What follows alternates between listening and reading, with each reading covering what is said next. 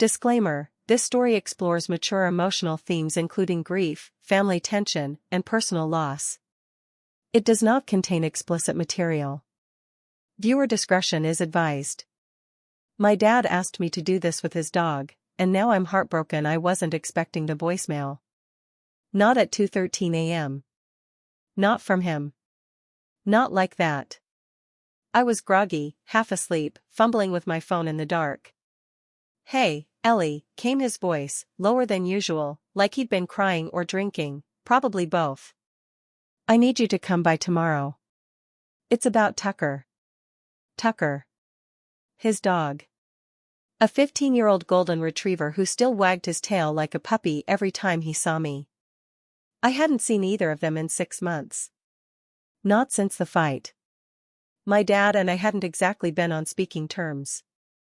Too many words said in anger. Too much silence afterward. But something in his voice that night cracked through my resentment. I couldn't ignore it. So I showed up the next day. Against my better judgment. His house looked exactly the same, except it felt different.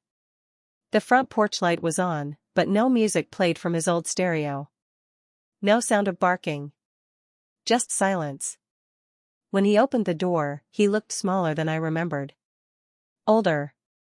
Like grief had aged him overnight. His eyes were red-rimmed, and his voice was hoarse. "He's in the back," he said, not meeting my gaze. "He's been waiting for you." Tucker was lying in his favorite spot under the willow tree. His tail thumped weakly against the grass when he saw me, and my throat tightened. His once bright eyes were dimmer, his movements slow and careful. But he still tried to get up, still leaned into my touch like nothing had changed. I dropped to my knees, burying my fingers in his fur. "Hey, old man," I whispered. "You missed me?" That's when my dad spoke, quietly, firmly, from behind me. "I need you to take him." I turned slowly, confused. "What?" I'm going to the hospice next week." He looked down at his hands. "I don't have time. Or strength. He needs someone. And you're the only one I trust." I stared at him. The word hospice hit me like a punch to the chest. "Wait, what are you talking about?" "Are you?" He nodded. "It's terminal. Lung cancer. They caught it late." My mouth went dry. I tried to say something, anything, but nothing came out. Just silence. The kind that stretches and splits you from the inside. "I didn't call to make peace," he added. "I called because I need you to do this. For him." I should have been angry. I should have yelled. But all I could do was sit there, beside the dog we'd both loved through divorces, disasters, and disappointment. A dog that still trusted us both, despite everything. That night, I took Tucker home. And that's when everything started unraveling. Because Tucker, he didn't just come with memories. He came with a secret. One I was never supposed to know. And now, I can't unsee it. Tucker was quiet during the drive back to my apartment. His head rested on the passenger seat like he knew, on some level, that nothing would ever be the same. I kept glancing over, one hand on the wheel, the other on his back, grounding myself with every rise and fall of his slow, shallow breath. Back home, the air felt too still. My apartment had always been my escape, sterile, minimal, quiet. But now, every corner seemed to echo with the past. Tucker padded slowly through the rooms, sniffing cautiously, then circled 3 times before collapsing onto the rug by the couch like it was his. I sat beside him, phone buzzing in my pocket. "Missed call, Dad." I didn't answer. I wasn't ready. The truth is, I hadn't been ready for a long time. Not when Mom left. Not when Dad shut down and drank himself into silence. Not when I packed a bag at 21 and left without saying goodbye. Tucker had always been the in-between, the only thing that tethered us. He slept outside my bedroom when Dad and I weren't speaking. He waited at the door when I visited after months away.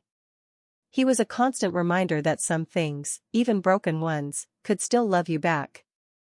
But that night, something felt off. While I unpacked his food and found an old blanket, Tucker started pacing. Not just old dog restlessness, something more urgent. Anxious. His nails clicked against the hardwood as he stopped in front of the closet in the hallway. And then he barked. Once. Sharp. Focused. I froze. That closet hadn't been opened in months. I barely used it. But Tucker kept barking, tail stiff, eyes locked on the door. I opened it. And found the box. It was taped shut, no label. Heavy. I set it down and slowly peeled the flaps apart. Inside, there were photographs. Dozens of them. Of my mother. But not just her alone. Her, and my father. In places I didn't recognize. Holding hands. Laughing. Younger. Happier. Until they weren't. The last few photos, those were different. My mom's face was tense. Her smile didn't reach her eyes. In the final one, she stood beside a man I didn't recognize. And tucked behind it all was a letter. Unopened. Addressed to me. I stared at it, hands trembling. Tucker let out a low whine and pressed his nose against my leg, as if he understood what I'd found, what it meant.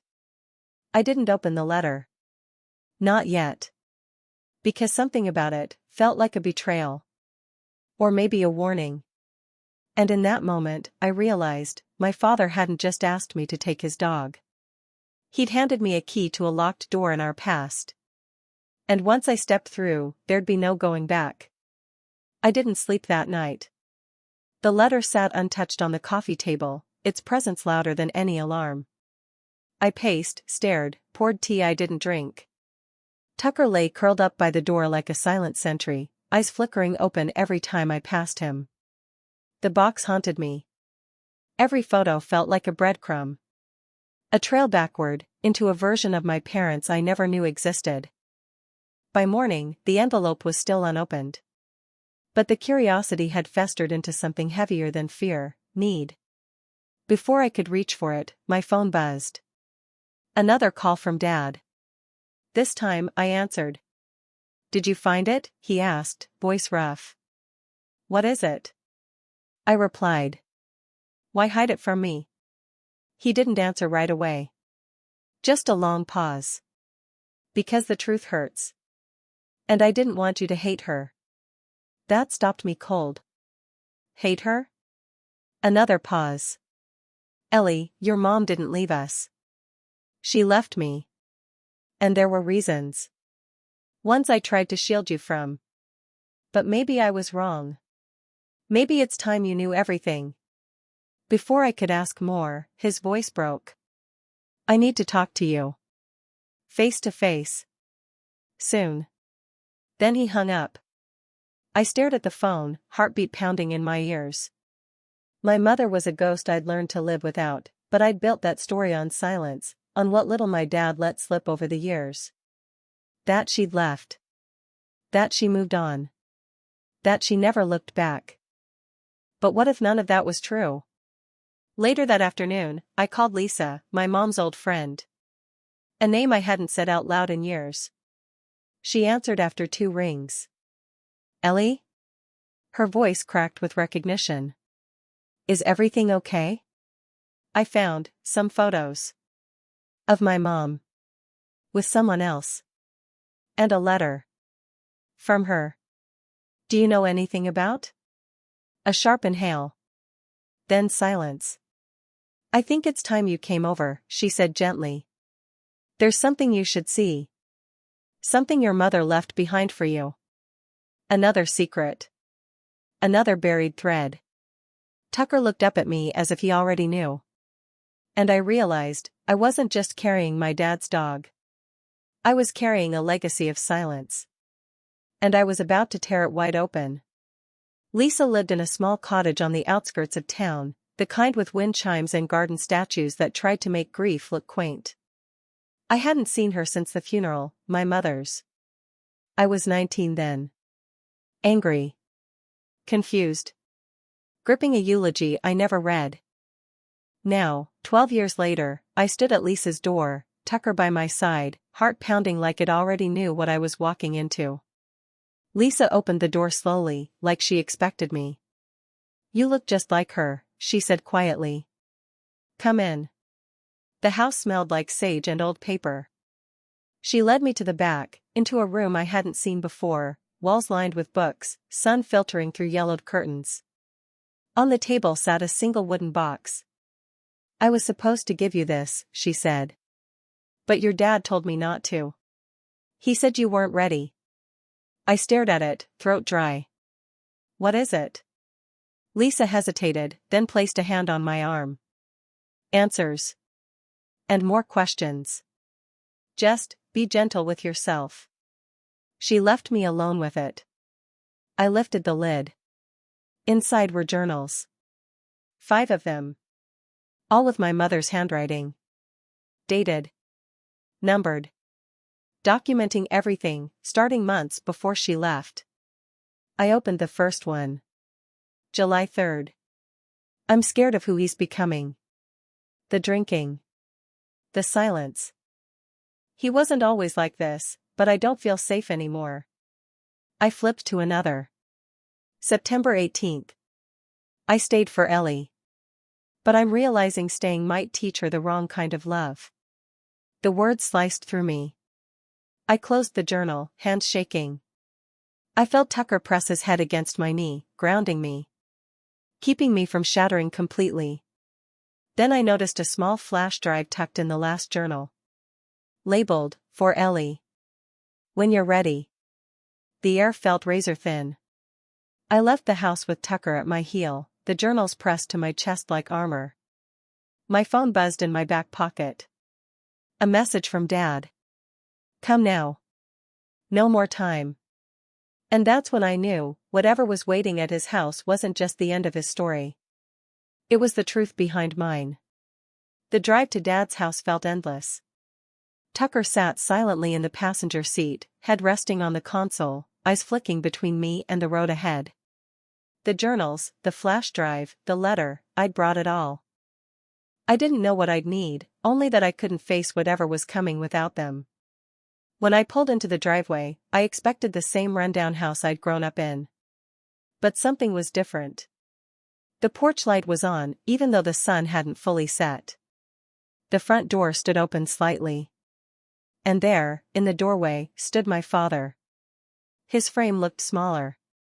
More fragile. His hands trembled as he motioned for me to come inside. "I didn't think you'd come," he said, voice raw, almost relieved. "I didn't think I would either," I replied. Inside, the living room looked almost untouched by time, same faded couch, same dusty photographs on the mantel. But the silence between us was no longer passive. It was urgent. Tight. I placed the journals on the table between us. "I read some of them," I said. "You lied to me. 4 years." His jaw clenched. "I didn't lie. I protected you." "No. You protected yourself." He didn't deny it. Just sat down, slowly, like the weight of what was coming had finally caught up to him. Then he pulled something from his pocket. A small, worn envelope. "You need to read this. Right now." "It's not from me." I took it, heart hammering. The handwriting was familiar.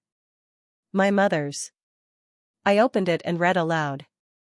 "Ellie, if you're reading this, then your father has finally given you the truth. Or what's left of it. But there's something he doesn't know. Something even he couldn't have guessed." My hands froze. The man in the photographs, that wasn't just someone I ran to. "He's your real father." Time fractured. The room went still. I couldn't breathe. "What is this?" I whispered. Dad's face was pale. Shaking. I didn't know. I swear. I didn't know until after she died." My stomach twisted. You raised me knowing I wasn't yours? No, he barked, standing suddenly. I raised you thinking you were mine. And when the letter came, after the funeral, I didn't know what to do. I couldn't look at you without seeing her betrayal. I was angry. But I loved you. I still love you. My knees buckled, and I sat hard on the couch, the words swirling like smoke. So who is he? The man in the photos? Dad hesitated. His name was David. They met years before you were born. They had an affair. She got pregnant, ended it, and never told either of us the truth until it was too late. The letter came with a DNA test. Unopened. I burned it. I stared at him, tears flooding without warning. You burned it? She was gone, Ellie. And I couldn't lose you too. Silence. And then a memory surfaced, Lisa's voice, earlier that day. There's something she left behind. I grabbed my bag and pulled out the flash drive. Plugging it into Dad's ancient laptop, we watched in silence as a video file loaded. There she was. My mother. Alive, smiling, seated at Lisa's kitchen table, looking straight into the camera. If Ellie's seeing this, it means I'm gone. And there's something she deserves to know. Something I couldn't carry anymore, she spoke calmly, though her eyes glistened. I loved your father. Both of them. But David, he was the one who changed everything. When I found out I was pregnant, I panicked. I chose the stable life. The one that wouldn't fall apart. But it did anyway. She reached for something, an envelope, and held it up. This is the DNA test. And this time, it's not for me to decide what to do with it. It's for you. The video ended. I couldn't speak. Couldn't even look at my dad. He stood up. I didn't want this. I didn't ask for this. But you were my daughter. You are my daughter. I turned to him, voice cracked. Then why did you give me Tucker? He paused, suddenly overwhelmed. Because I'm dying. The words shattered the last of my defenses. What? He sat slowly. Stage 4. Pancreatic. The doctors gave me months, maybe weeks. That's why I called you. That's why I needed you to take Tucker. I didn't want you to hear it from someone else when it was too late. I covered my mouth with my hand, unable to stop the tears. You should have told me. About all of it. I know, he said. And I'm sorry. But before I go, I need to know something. He met my eyes. Will you still call me Dad? I didn't answer. I couldn't. Because in that moment, I didn't know who I was anymore. And that was the most terrifying truth of all. I stood at the edge of the hospital bed, the sound of machines humming low in the background. My dad, the man who raised me, lied to me, protected me, loved me, lay frail and small beneath the thin white sheets. The man I wasn't biologically related to. But whose hands had bandaged my scraped knees. Whose voice had sung lullabies after storms. Whose silence had been the most deafening part of my life. I held the DNA test in my hands. The envelope sealed. Heavy with the power to redefine everything. He looked at me, barely able to keep his eyes open. You don't have to forgive me, he whispered. But I need you to know, I never stopped being your father. Not for a single day. The words burned in my chest. I sat down beside him and gently took his hand. You'll always be my dad, I said. But I need to know who I am too. He nodded weakly. Then find him. Just, don't forget me in the process. A tear slipped down my cheek as I reached into my bag. I handed him a photograph, me as a child, on his shoulders, both of us laughing. I never could, I said. And for the first time in years, he smiled. A real, small smile. One that told me he could finally let go. Later that night, after he was gone, I sat on the porch with Tucker asleep at my feet and the DNA test still unopened. But something in me had already shifted. The truth wasn't in blood. It was in every moment that shaped me. And just as I thought the story was ending, a message popped up on my phone from an unknown number. "I think I'm your father." A week later, I met him. David. The man who shared my blood but none of my memories. He looked nothing like I expected. Kind eyes. A quiet voice. Nervous hands. He'd only found out about me recently, through my mom's friend, Lisa. After years of silence, my mom had finally written him too. We talked for hours. About everything and nothing. And it was strange, comforting, even, but not defining. I didn't feel some instant connection, no missing puzzle piece clicking into place. Because I'd already learned the truth, family isn't built on DNA. It's built on time, sacrifice, love, and even pain. I buried my dad a few days later. The man who raised me. The one who gave me everything he had, even when it broke him. Tucker walked beside me down the gravel path. My silent shadow. After the service, I stood alone under the oak tree, reading the letter he left behind. Just 3 lines, "You were always mine. No matter what the test says. Take care of Tucker. He's all yours now." And just like that, the anger faded. The hurt softened. Because love, real love, isn't always perfect. But it is always worth it.